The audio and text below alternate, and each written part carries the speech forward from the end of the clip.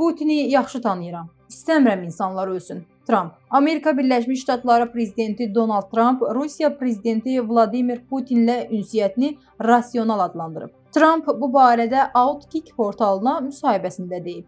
Putinlə mən çox rasional müzakirələr apardıq.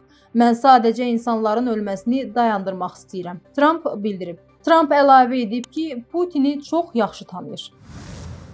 Mirzoyan bu danışıqlardan xəbərsizdir. Xarici İşlər Nazirliyi. Ermənistanın Xarici İşlər Naziri Ararat Mirzoyanın Braziliyanın Folha qəzetinə müsahibəsi zamanı güya indiyə qədər əvvəlki COP iclaslarında qlobal cənubun və inkişaf etməkdə olan ölkələrin ehtiyaclarına az diqqət ayrıldığı barədə iddiaları tamamilə əsassızdır. Bu fikir Azərbaycanın Xarici İşlər Nazirliyinin Ermənistanın Xarici İşlər Nazirinin Braziliyanın Folha qəzetinə müsahibəsində COP-la bağlı səsləndirdiyi fikirlərə dair şərhində yer alıb. Görünür ki, Ermənistan Xarici İşlər Naziri COP çərçivəsində aparılan iqlim danışıqlarından ümumiyyətlə xəbərsizdir.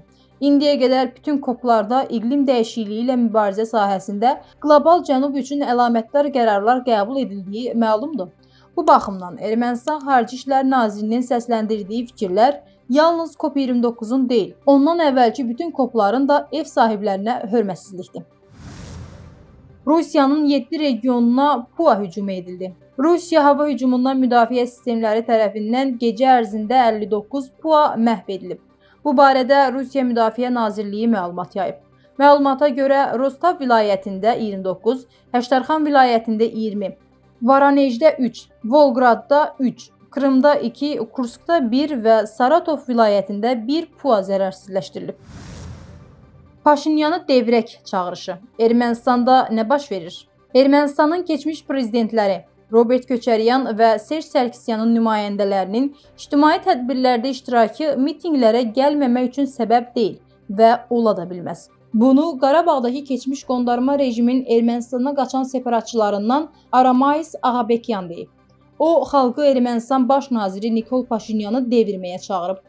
Onların siyasətdən getməsi tələbini absurd hesab edirəm. Çünki heç kimin hüquqları məhdudlaşdırmağa haqqı yoxdur. Biz o qədər güclüyüksə, doğrudan da potensialımız varsa, gəlin birlikdə platforma yaradaq. Öz aramızda seçim edək və Nikolun devrilməsinə gedək. Əks halda sadəcə şikayət etmək və emosional olmaqla yaxşı heç nə əldə etməyəcəyik. Odur ki, nəyisə etmək və ya etməmək üçün ekslərin varlığını bəhanə etməyin. Türkiyə Ermənistan üçün sərhədi niyə açdı? Türk general oyunu izah etdi. Ermənistan-Türkiyə sərhədindəki Marqara keçid məntəqəsi açılıb və Ermənistanın Suriyaya göndərdiyi 4 yük maşını Türkiyəyə daxil olub. Marqara keçid məntəqəsinin martın 31-nədək açıq olacağı bildirilir. Xatırladaq ki, sözügedən sərhəd keçidi sonuncu dəfə 2023-cü il fevralın 11-dən 17-sinədək açılıb. Səbəb isə zəlzələdən sonra Türkiyəyə humanitar yardım göndərmək olub. Mövzu ilə bağlı Qlobal Info Az ehtiyatda olan Türkiyəli general, sabiq hərbi attaşe Yücəl Karaüzdən açıqlama alıb. Bildiyiniz kimi, Türkiyədən olan bəzi media mənsubları üçün Ermənistana press-tur təşkil edib müxtəlif yerləri gəzdiriblər.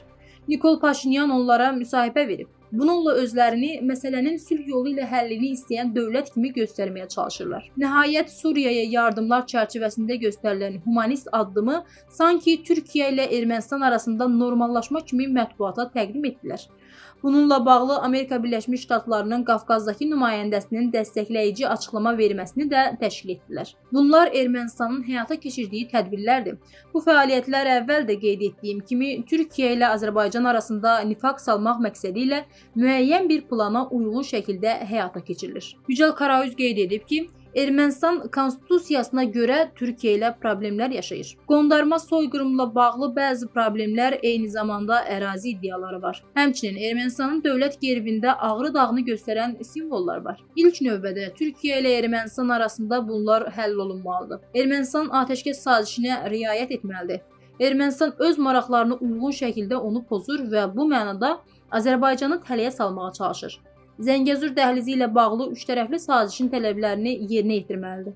Ermənistan bir an öncə Azərbaycanla sülh müqaviləsini imzalamalıdır. Sülh müqaviləsi imzalanana qədər həm Azərbaycana, həm də Türkiyəyə qarşı iddialarından əl çəkməyənə və konstitusiyasında dəyişiklik etməyənə, qondarma erməni soyqırımı iddialarından geri durmayana qədər Türkiyə sərhədlərini açmamalıdır. Türkiyənin Ermənistandan açılan qapıdan bir mənfəəti, karı yoxdur. 2023-cü ildə zəlzələ zamanı yardım karvanının Türkiyə sərhədindən keçməsinə icazə verdik.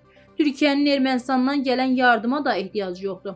Lakin bu, humanitar yardım adı altında müraciət edən bir dövləti incitməmək və normallaşmaya dəyər verdiyini göstərmək üçün edilən müvəqqəti müstəsna bir addımdır.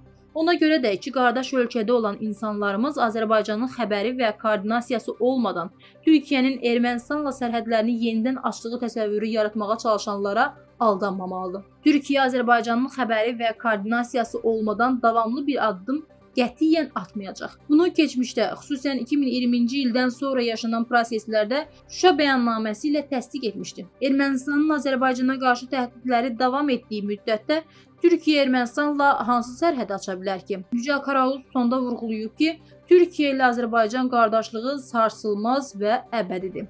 Ət dırnaqdan ayrılmaz. Ayımız, ilimiz, bayramımız birdir. Ona görə də bu məsələdə diqqətli olmalı, oyuna, tələyə düşməməliyik.